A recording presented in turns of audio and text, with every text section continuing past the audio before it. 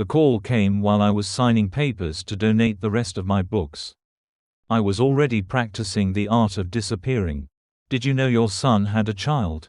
I stared at the pen in my hand. Blue ink bled into the margin like a vein cut too deep. "That's impossible," I said. "My son has been gone 12 years. A pause, not sympathy, confirmation.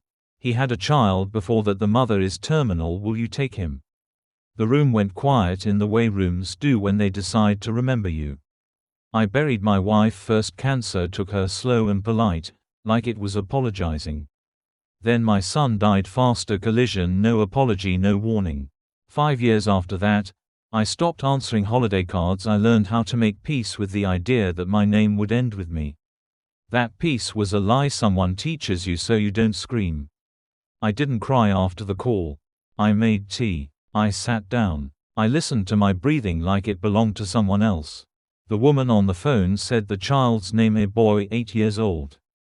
She said where he'd been living, a foster placement that kept changing hands like bad currency. She said the mother had signed papers years ago, papers I had never seen. I asked for copies. That's when the smell hit me. Paperwork always smells like betrayal when you've been married long enough.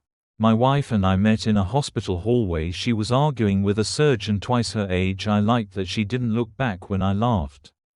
We built a life on trust, on showing up, on names written carefully at the bottom of forms. Her sister learned early how to copy my wife's handwriting. I didn't think of that until later. The documents arrived in a thick envelope, official seals, crisp signatures.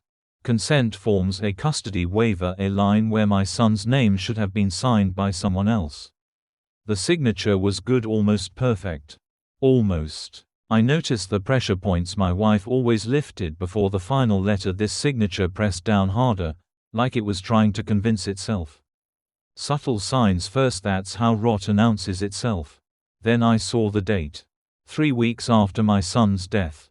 I felt the old grief stir, but I didn't let it speak. Grief makes you sloppy. I needed clean hands.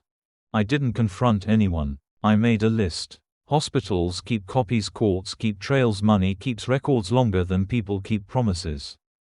I requested archives. I asked for audits. I pretended to be patient. At night, I practiced the story I would tell the boy. I practiced my voice. I practiced being gentle without breaking. During the day, I sharpened myself. Patterns emerged, the same notary on multiple documents, the same administrator approving unusual exceptions. And my sister-in-law's name appearing where it didn't belong, as an emergency contact, as a family advocate. She had always liked titles. I found a transfer, small monthly, from a trust my wife had set up for future grandchildren. Future. I smiled for the first time in years. Not because it was funny. Because it was finished. I moved carefully. Lawyers respect patience, accountants respect silence. I filed motions that asked questions instead of making accusations. I let the system do what it does best when it's watched. Meanwhile, I drove 3 hours every weekend to sit across from a boy who shared my son's eyes. He didn't trust me. That was fair. I didn't promise anything. I showed up. That's how you reclaim blood.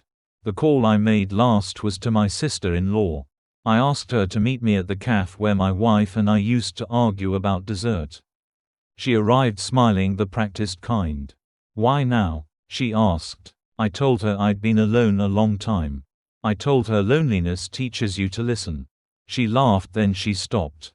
I slid the folder across the table, not all of it, just enough. She reached for it, pulled it back.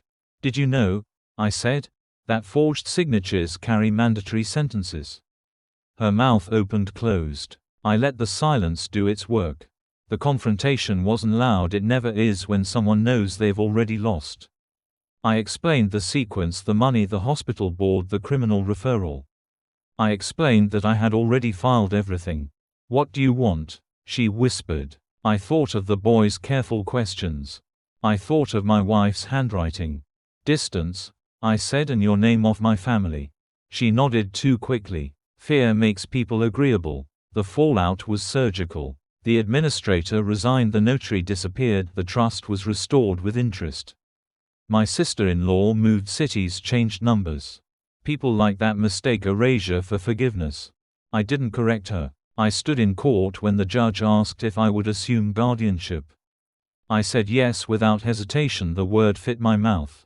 The boy, my grandson, looked at me like he was trying to decide if the ground was solid. I knelt so we were eye to eye. I won't disappear, I said. He nodded. Once a contract. Now, when I think about dying alone, it feels like a story someone else told me to keep me small. I didn't survive loss to become quiet, I survived it to become precise. Betrayal taught me the value of timing. Justice taught me the pleasure of restraint. I don't raise my voice. I raise children. And when the house creaks at night, it doesn't sound empty anymore. It sounds like footsteps learning where they belong.